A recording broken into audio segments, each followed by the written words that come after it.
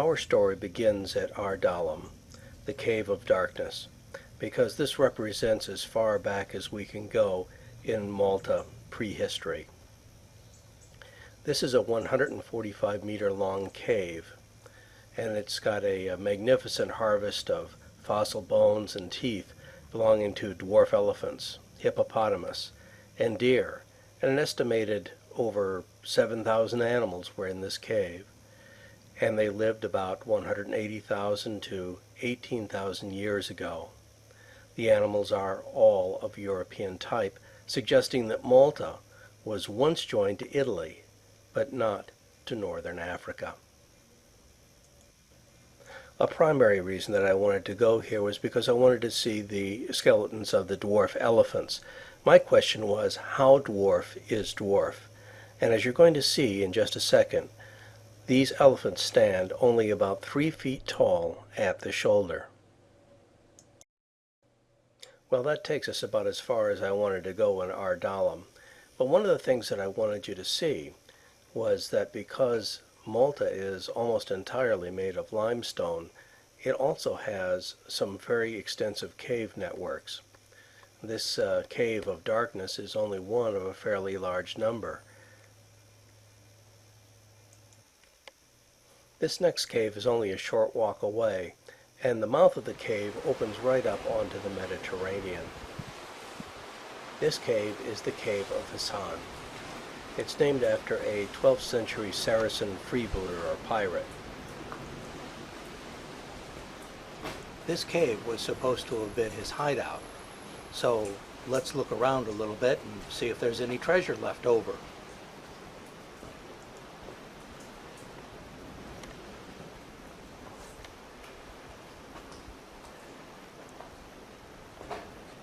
Well, this cave is not exactly spacious. Not much of a hideout to stay in for very long anyway. Malta and Gozo not only have caves all over them, but they also have Neolithic sites. And one of the things that Rebecca noticed about the temples in the Neolithic sites that you find on Gozo and Malta was that the rooms in those temples tend to be very rounded. That's interesting because those rounded interiors, which you're about ready to see, are more difficult to build than rectangular or square interiors would have been. Here you can see how very rounded the interior rooms are, and that's very interesting because it's very difficult to build those rounded rooms. So why would they go to all that extra trouble?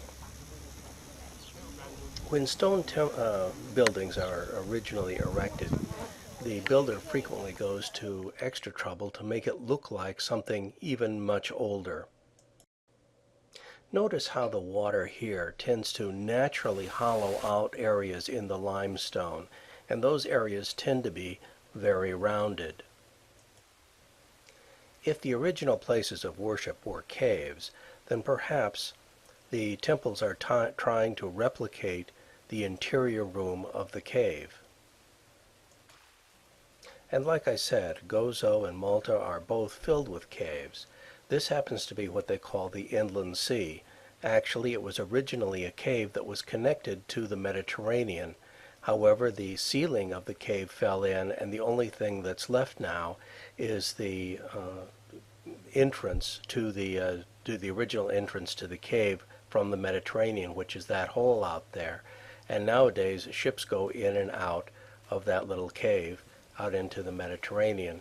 This is where the cave lets out into the Mediterranean. It's just beyond that archway. The point here is, of course, that the original worship places were probably caves deep inside of Malta, and that the temples, which were erected on the surface, were intended to basically replicate that atmosphere. It's not only the shape of the cave that's important, but also the texture of the stone that has been replicated. In the next shot, we see where Neolithic people have put little pits in the stone. Quite intentionally, they've hammered them right in. These little pits may very well be an attempt to replicate the interior texture of the cave, Take a look at this piece of natural limestone. See the little pits in it. And once again, we're going back out to one of the altars from Neolithic times. The whole area has been covered with small pits, apparently trying to antique the altar. And those little holes are not the only similarity. Take a look at this piece of rock coming up. You'll see some little holes in it, but also there's a network of interlaced lines, which is very, very interesting, and which you see replicated on this modern piece of stone, although you find it in Neolithic work as well, or at least something quite similar. Another interesting aspect is that the temples do tend to be aligned with the sun. That is, they do collect sun rays during the equinox and summer and winter solstice in unusual and interesting ways. In this way, they're a little like Stonehenge. Another riddle is whether wood or stone was used for the roof. Here you see a drawing reproducing what could be either wood or stone, and here you can see the original and the fact that the walls are corbelled. On this ancient model, the roof could also be either of stone or of wood, but in modern times at least, there's no evidence of a roof, and that certainly suggests that the original was wooden and that it has since disappeared. This is a reconstruction of one of the buildings, and we're going to pan up into the ceiling, and here you can see the roofing material that they've used is in fact stone. Another mystery involves the Venuses of Malta. Now, this Venus coming up is clearly female. There's no question about that. However, most of the so-called Venuses of Malta are of more ambiguous gender.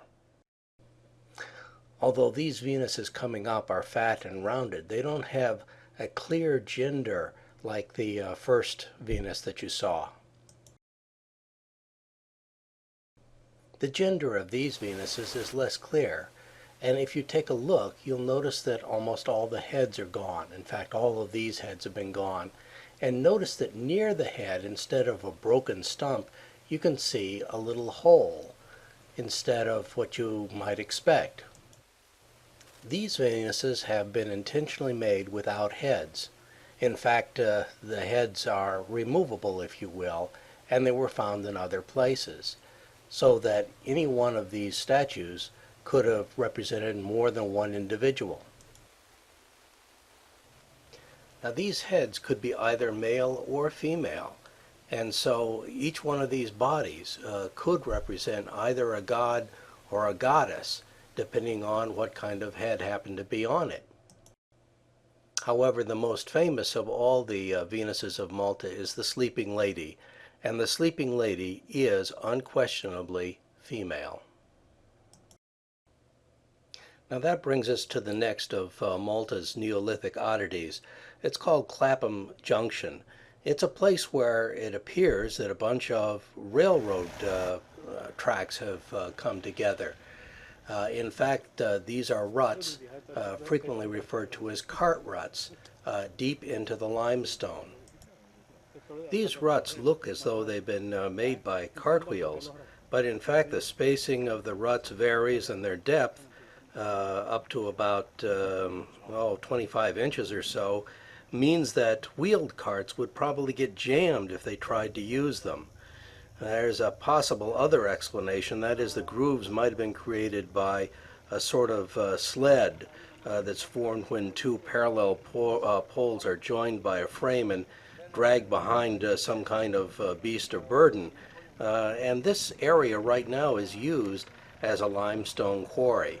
It's very possible that the ancients also used it for a limestone quarry, and that the heavy load that was being carried out of this particular area was in fact the limestone itself. Fishing has always been a mainstay of life in Malta, and although today it's not as important as it was in the past, there is still some fishing done. The fishing boats of Malta, however, at least the classic ones, tend to be very distinctive. Many people say that this particular design of ship and the color pattern actually goes back to ancient times. In fact, perhaps even further than Greek and Roman times. These may actually be reflective of the original Phoenician population that was on Malta. Malta is one of those places where the boats frequently have an eye painted on the bow. Sometimes that's referred to as the Eye of Horus, like as though it had come out of Egypt. The language of Malta is Semitic. In fact, it may be Carthaginian, and it's the only Semitic language in the world that today is written with a Latin alphabet. They use a Latin alphabet, of course, because the Romans occupied Malta for a fairly long period of time, and that Latin alphabet was never expunged from the island. Right now we're at a Roman house that's just outside the old medieval Medina, the walled city. In Roman times, the city in the center of the island was actually 3 times the size of what it was in the medieval times. And although the Domis is now outside of the walled city, in the old days, in Roman times, it would have been inside the main city. And this house may very well be the house of the governor of Malta. The Roman Domus is today a Roman museum, and it has these beautiful mosaics in the center of it. But in addition to that, there's a collection of other artifacts as well, pottery and glassware, for example. We're coming up to some very fine, very large pieces of Roman glass, which are in outstanding conditions of preservation. The next one that we're going to see is a Roman amphora, and it's the only Roman amphora that I've ever seen that was made entirely of glass. There's also a glass candle holder here, something else I hadn't seen. And this coming up is the Roman clay pipes that they used to bring water into the city. And this next is a life-size statue of Claudia, the daughter of the Emperor Claudius. And this also suggests this is the home of the governor. If this is the home of the governor, St. Paul might have visited here. St. Paul's trip to Malta generated some of the earliest literature that we have on Malta. Also, it's one of the very few times that we have an extended discussion of a shipwreck in ancient history. So St. Paul's trip to Malta is interesting for at least 2 different reasons. You recall, of course, that St. Paul was a prisoner of the Romans, and he was being transported from Caesarea to Rome. And they stopped at Crete, and not far off Crete they were hit by a nor'easter, and they were caught in a storm for a number of days. The sailors rigged a number of sea anchors, and they used a rope to reinforce the hull of the ship. Even so, after about 14 days of being driven by the storm, the sailors were losing heart, and probably all the passengers as well. This was no small ship. There were 276 people on board.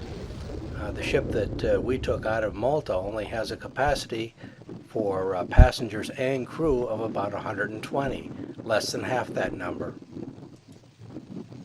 The book of Acts tells us that the ship ran aground just off of the island of Malta, and it broke up upon running aground.